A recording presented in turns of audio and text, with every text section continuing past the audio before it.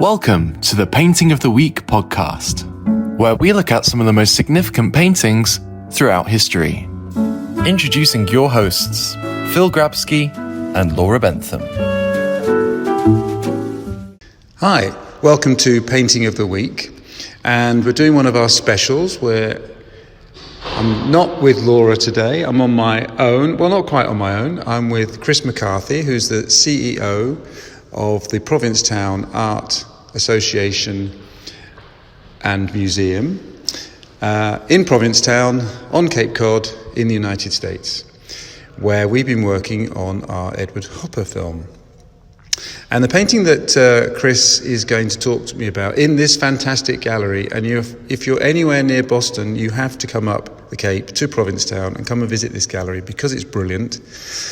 And the picture that she's chosen is by Charles Hawthorne, who lived from 1872 to 1930. It's called The Boat Steerer, and it's circa 1925. And straight away, I'm going to ask Chris why, of all the wonderful paintings and drawings and etchings and photographs, she's chosen this one. This painting holds a lot of special,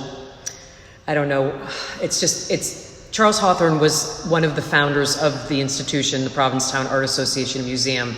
But this particular painting I saw 7 years ago in a collector's home.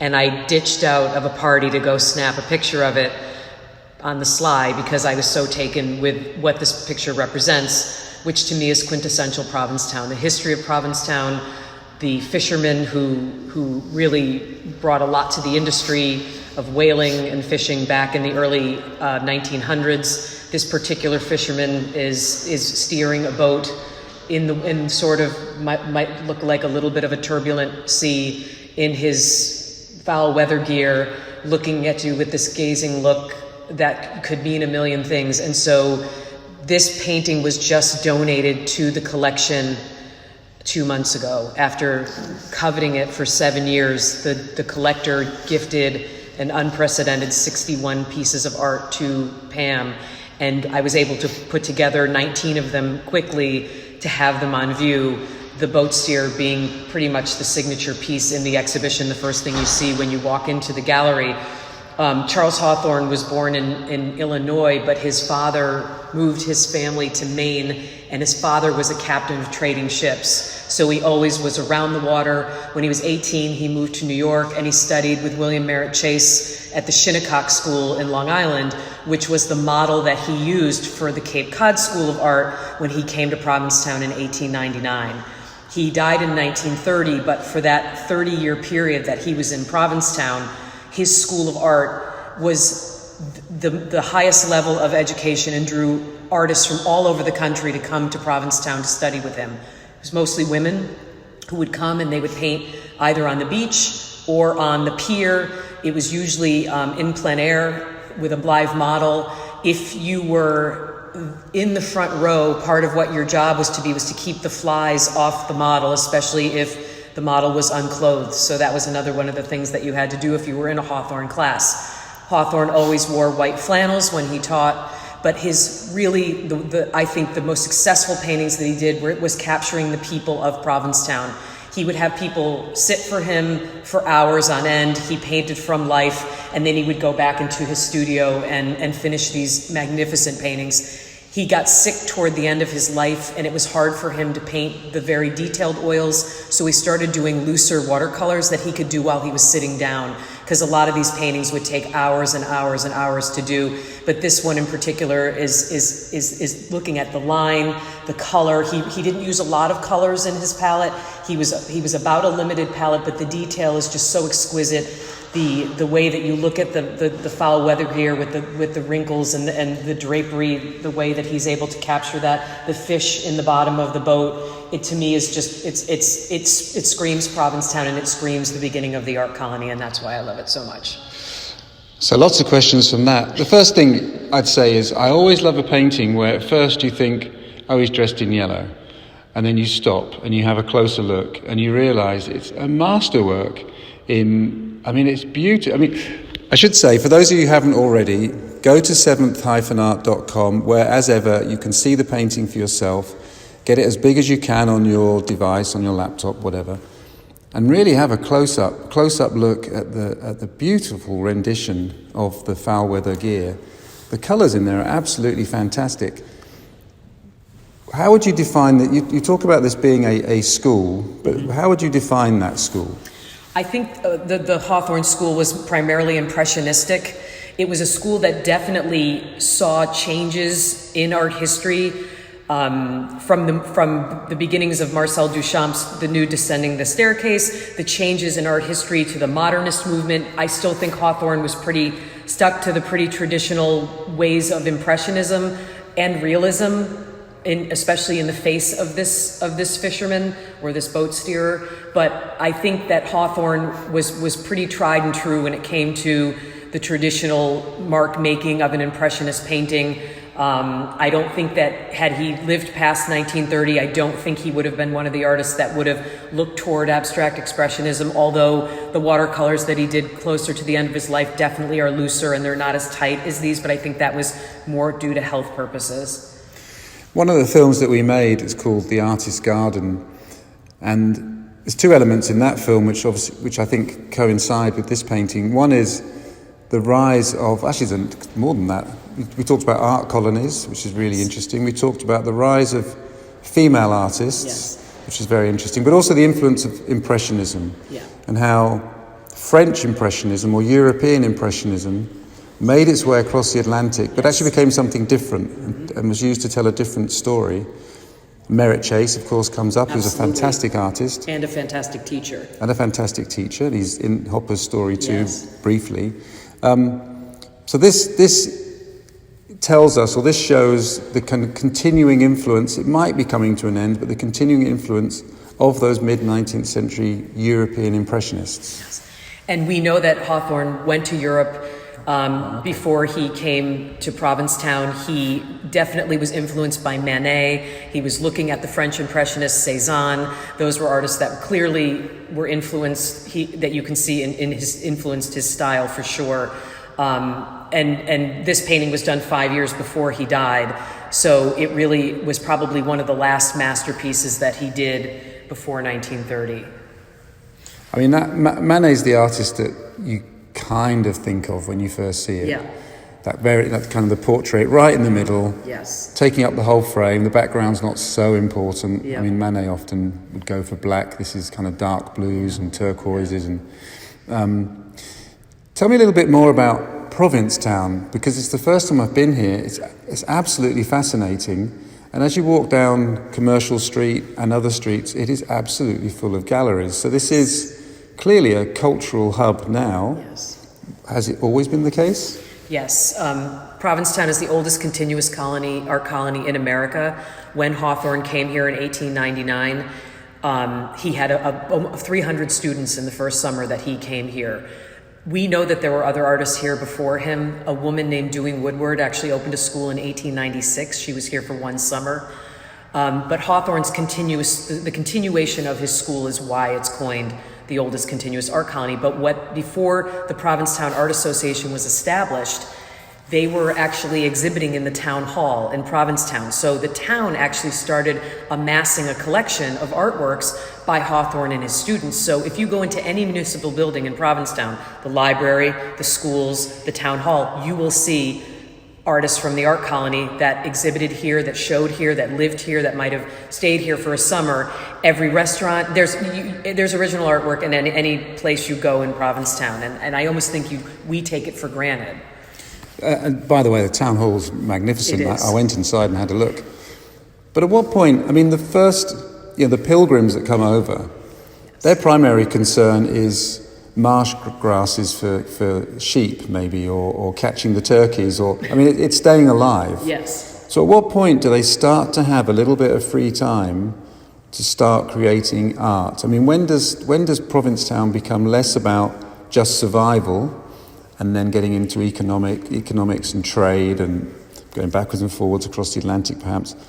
When do you start to see people actually, like a market being created for art? I believe that was in the late 1800s for sure. And what would happen is that a lot like Hawthorne, for example, would find local people to sit for him, And the idea of having your portrait painted was almost something very regal, like if you were a king or something like that. And the fishermen would trade fish to the artist. So every day at the end of the day, you'd walk to the end of the pier and there was a bucket of fish for the artist to take if they didn't have much food. So there was always this camaraderie between this community and the artists that came here. And we know stories of artists who came here 80 years ago, and if you went to a rooming house and said, I'm an artist, you would get a discount on your room. So it might be $3 for the night instead of $5 for the night. I mean, obviously getting a studio here was much more inexpensive than it is now, but also the fact that you could get here by train in the late 1890s. The train really was a way to get people to Provincetown, because prior to that you would have to get here by boat. And so I think opening up the roads and finally building Route 6 was another easier way for artists to get here. But I think the intrigue, the fact that this is at the end of the earth surrounded by water on three sides, there was the fact that the creative outlet or output of Provincetown, Eugene O'Neill, Tennessee Williams, the birth of American theater, the birth of American art, really, in a lot of ways happened in Provincetown. I mean, it's the home of American democracy. It's where the Mayflower Compact was signed. So I think in looking at what Provincetown represents, it's always represented this community that was open to anybody who wanted to be here. But I think the artists in particular were treated very well by townspeople, and as, you know, a very special group of people, as they're the ones who have preserved the legacy of this town through pictures. So the houses as you walk around, which are tremendously well preserved, indicate that this had become a commercially successful town. What was it trading in that presumably created a lot of people with money who wanted to buy or commission these artworks? What was the product? I don't think the wealth really moved into Provincetown until later. I know that whaling was a big industry here, and I think whaling and fishing, and now unfortunately we don't have that much of a fishing fleet anymore, but those two industries, whaling and fishing, and we had a large Portuguese community here, Portuguese people who had come from the Azores who settled in Provincetown, multi-generational families. A lot of them opened restaurants. There were a handful of restaurants. There really weren't too many retail shops. I don't think there were silversmiths, though. In the 50s and 60s, there were a number of silversmiths that sold their wares on Commercial Street, but it was a lot of galleries. It was a guy who made leather sandals, things like that. So there were a lot of tradespeople that were on the main street of Provincetown, but I don't believe the wealth came in until after, much later. And did they have the resources to, I mean, would fish have been trained down to New York? Did they have the kind of cold storage to do that? New Bedford. There actually was... Or Boston, I should say. There's a big structure in the East End called the Ice House, and it's now condominiums, but that was the ice house where all the fish was stored when the fishing fleet would come in after the day. There's also a really great series of photographs of women on the side of one of the buildings that you see when you come in by boat, and it's Norma Holt, who was a photographer, did these pictures, and it's called I can't even remember, it's called and they Saw the Sea, something like that, but they're waiting for their husbands to come in on the fishing fleet. So that really was the main industry here, was whaling and fishing. It's a bit tangential to the central part of the story, but of course Coda, which just won the Oscar, is based in Gloucester, isn't it? That's right. I find this picture in painting interesting because you talked about the kind of regal nature. He doesn't immediately strike me as somebody who's a fisherman, which is perhaps a bit of a prejudice on my side, on my part, but he actually looks like he could be a kind of town mayor or alderman or something. But then you look at his hands, and when you look at his hands, I see dry, weathered hands. His hands almost look like gloves, probably from steering his boat, the elements being out in the weather. But if you put a crown on him and took off his foul weather gear, he could look like somebody very regal, actually. Which is fantastic, because it's that sense of, the ordinary man and woman is as entitled to be a central focus of a painting as anybody else, which is clearly something that comes out of the 19th century.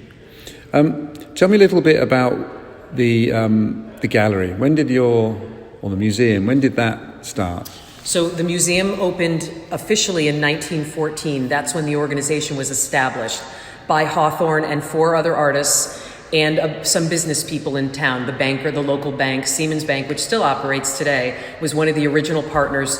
They realized after so many artists started coming here that they needed some type of organized institution. They didn't have a physical home, so they showed at the town hall. But as the organization grew and grew, the town hall basically told them they couldn't stay there anymore because they had too many people. So they were able to purchase this property, which was an 1820s sea captain's house. And there was another tenement house on the property in 1921. Or 1920, 21, and they purchased it for $5,000. They were able to do some small renovations so that they had an upstairs gallery and a downstairs gallery. It was a seasonal organization. It wasn't open year round. They would have an exhibition called First Show each year, and that was primarily Hawthorne and his school. But when Hans Hofmann opened his school in 1935, right after Hawthorne had died, a bunch of abstract expressionist artists had moved into Provincetown. So there was a rift in this organization between 1927 and 1937, where the Impressionist and realist painters refused to show in the same gallery as abstract expressionist painters, so they had to have 2 exhibitions a year for 10 years. So finally, a group of artists that kind of were these bridge artists that moved from a more impressionist style to a more abstract style put a petition out to say, get rid of these shows, we're going to all show together, and it took 10 years to make that happen. Ironically, if you look at the design of this museum, it's an 1820s captain's house coupled with a modern structure. And when we were designing and building this museum, I felt like it was 1930 because many townspeople were very upset with the fact that we were not building a faux federal wing to match the captain's house. We in fact built a modernist structure to really accentuate the mission of this organization, which is to not just to preserve the legacy of the art colony, but to promote contemporary artists who are still inspired by the same landscape that Charles Hawthorne was 100 plus years ago. So that's kind of the story in a nutshell, but this organization grew exponentially. We now have over 3,000 members of this organization from all over the country, and it was at 28 states and 8 nations that we have members, but it's people who collect art. Provincetown art really has become its own entity where you look at any auction, you're going to find artists that were in Provincetown. I think between the 2 schools, Hawthorne and Hoffman, that definitely drew artists, but I think the curiosity factor, the LGBTQ factor, the fact that there were musicians here and artists and writers and filmmakers, it's always been a creative, bohemian kind of place. It's definitely gentrified for sure, but I still think it has that special energy that once you get Provincetown in you can't get it out. Like you coming here for the first time, I could guarantee that you will come back again. Oh, for sure. I mean, do people across the United States, when they're talking about creative centres, will they refer specifically to Provincetown or will they talk about the Cape?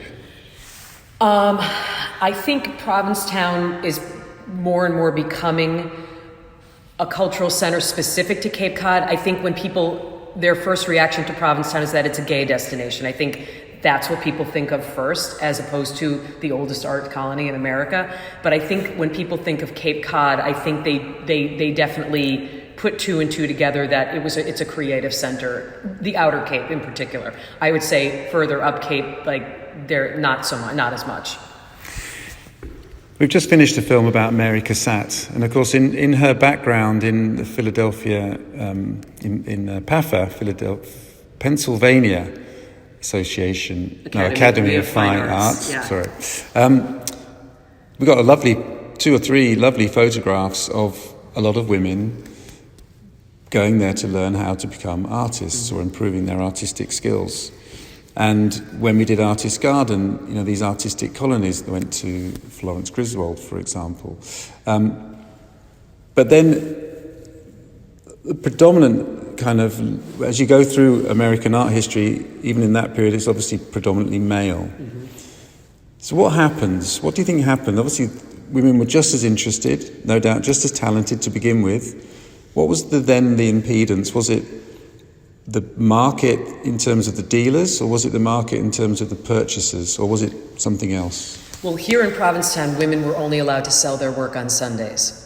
Oh, wow. Men could sell them 7 days a week, but women could only sell on Sundays. And even though, like Hawthorne's School, for example, had way more female students than it did male students, the male artists dominated. They dominated the organizations, the boards, or the officers. They dominated everything. And we see a lot of examples of couples who moved here together, like William Fried and Lillian Orlowski were a couple, both that studied with Hoffman. Lillian completely put her life on hold to take care of William Fried and promote his work, not unlike the Hoppers. But yeah, we see a lot of that where women, like Mrs. Hawthorne, she ran the Hawthorne School, the Cape Cod School of Art, through the back. No one knew that she was running the school. She, in fact, was a fantastic artist herself. So one of the things that we've tried to do here at PAM is to showcase the women artists. So Marian Hawthorne had a show a few years ago that was exquisite. And a lot of these women just, took the back seat, even though they were the predominant group of artists that were coming here. But because the teachers were male, the assistants were male, the monitors were male, it was a completely male-dominated artistic society here. And even when we look at our collection, one of the things we try to do is build the amount of women artists that we have in the collection, which we're working furiously to do that, but the men still outnumber the women. I mean, if you think about like the 9th Street women, Joan Mitchell, Helen Frankenthaler, a lot of those artists were not even using their first names. They were using initials, because if they were noted that they were female artists, they wouldn't get the exhibition at MoMA or the Met or something like that. So I think it still exists today. But yeah, that was definitely an issue here, for sure. Does it still exist today, or can we hope that it's kind of finished? I think it's getting better, let's put it that way. I don't think it's quite there yet, but I think it's getting better. Okay. Chris, this is the most fantastic place. Thank you. And I encourage everyone to come, and there's plenty of paintings and photographs and more to look at.